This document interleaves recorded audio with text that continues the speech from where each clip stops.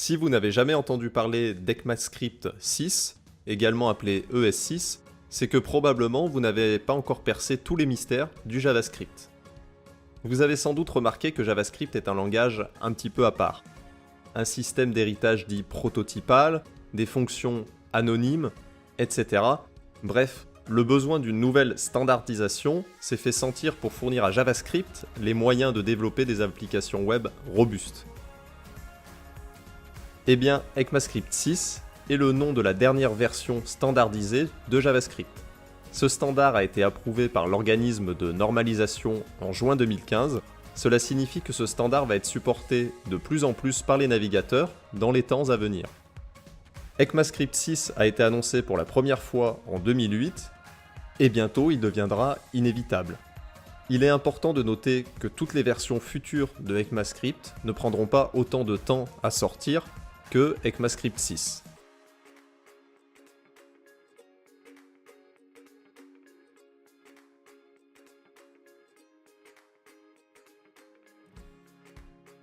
En fait, sans le savoir, vous deviez sûrement développer en ES5 car c'est le standard le plus courant utilisé depuis quelques années. Pour votre information, ECMAScript 6, ECMAScript 2015 et ES6 désignent la même chose.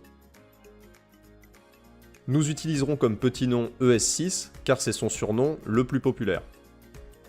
Même si toutes les nouveautés de ES6 ne fonctionnent pas encore dans certains navigateurs, beaucoup de développeurs ont commencé à développer déjà avec ES6. En effet, pourquoi ne pas prendre un petit peu d'avance?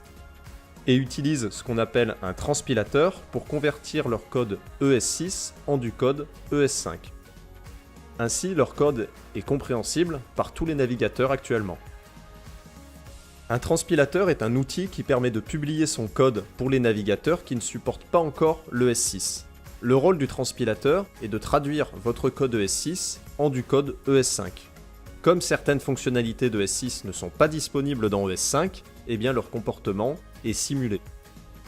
Ici, nous n'allons pas voir comment utiliser un transpilateur, nous allons juste nous consacrer à la découverte théorique de ES6. Et vous verrez qu'il y a déjà pas mal de choses à voir. La bonne nouvelle, c'est que nous allons pouvoir commencer à coder et découvrir ES6 et ainsi être à la pointe de la technologie. Avant de voir toutes les fonctionnalités d'ECMAScript 6 qui vont nous être utiles avec Angular, eh bien sachez qu'ECMAScript 6 est une spécification standardisée qui ne concerne pas seulement le JavaScript, mais également le langage Swift d'Apple par exemple. JavaScript est une des implémentations de cette spécification standardisée d'ECMAScript 6.